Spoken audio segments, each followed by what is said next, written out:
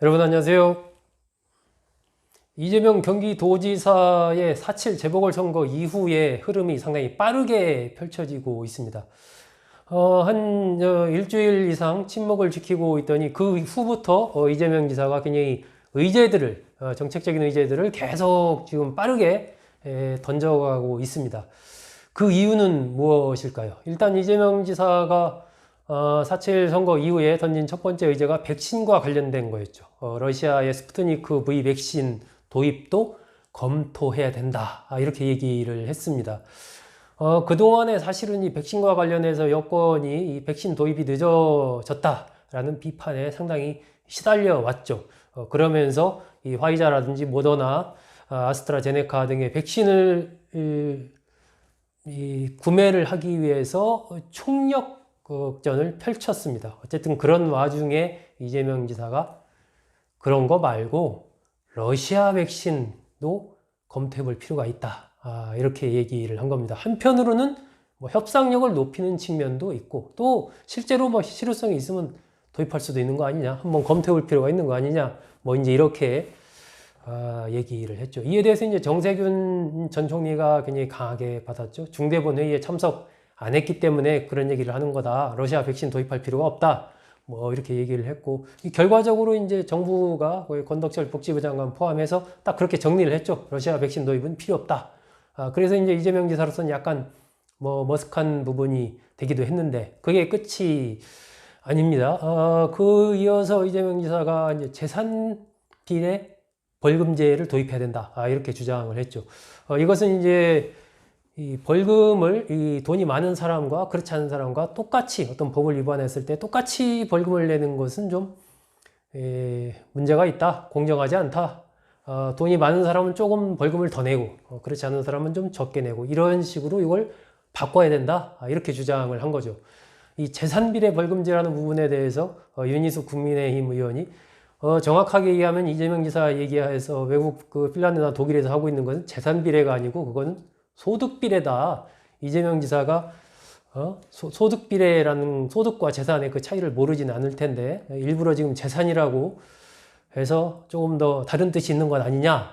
이런 이제 비판을 했죠. 이재명 지사가 약간 한 발 물러서는 듯한 모양새, 그 재산이든 소득이든 무슨 관계입니까? 일단은 좀 제 뜻은 그런 게 아니고 어쨌든 이 돈이 많은 사람과 돈이 적은 사람에서의 벌금의 차이를 둬야 된다라는 뭐 그런 거니까 뭐 공정비례 벌금제라든지 무슨 뭐 다른 이름도 좋은데 하여튼 검토해 봅시다. 이렇게 한 발 약간 물러서는 모양새지만 그 내용은 그대로 가지고 가는 이런 주장을 펼쳤죠. 이 부분은 뭐 나름 이 과거 정치권에서 한번 제기된 바가 있었고 검토해 볼 필요가 있다라는 목소리들이 나오고 있습니다.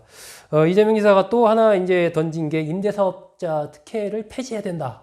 이 얘기를 SNS에 올렸죠. 지금 부동산 정책 때문에 여권에서 민주당에서 태스크포스 팀까지 만들어서 여러 가지 논의를 하고 있는 그런 상황입니다.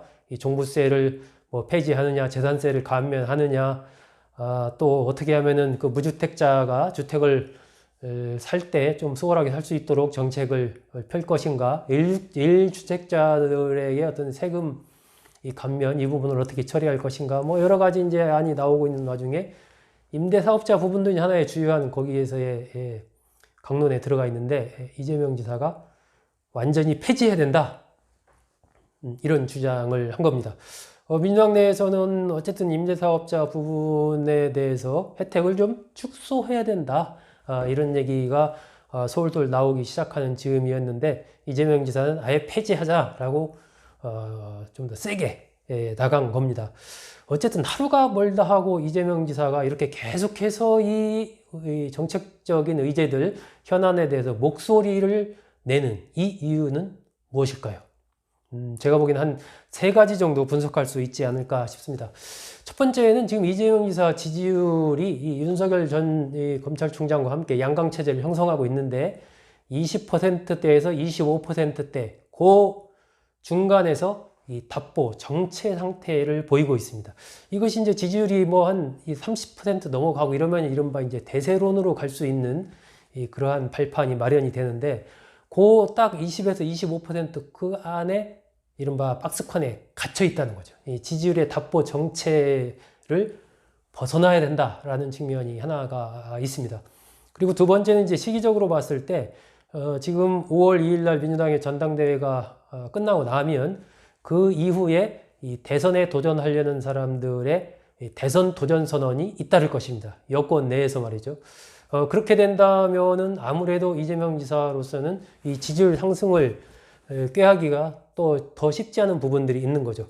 각각이 다 출마를 하고 나와서 자신들의 지지층을 자신들 중심으로 이렇게 결집해 나가게 되면은 아무래도 같은 여권 지지층 내에서 이재명 지사가 가져올 수 있는 부분이 그렇게 많지 않기 때문이죠. 그렇기 때문에 시기적으로 빨리 발 빠르게 계속 이렇게 치고 나가면서 어떤 그 예상되는 여권 내 다른 주자들에 앞서서 이런 것들을 좀 선점을 하자라는 그런 측면도 있는 것으로 그렇게 보입니다. 특히 최근 들어서 이제 정세균 전 국무총리가 굉장히 강하게 지금 이재명 지사에게 이 공세를 퍼붓는 이러한 흐름들도 있기 때문에 뭐 그러한 부분에 좀 빠르게 예봉을 꺾는다 하는 그런 노림수도 있지 않나 하는 생각이 듭니다.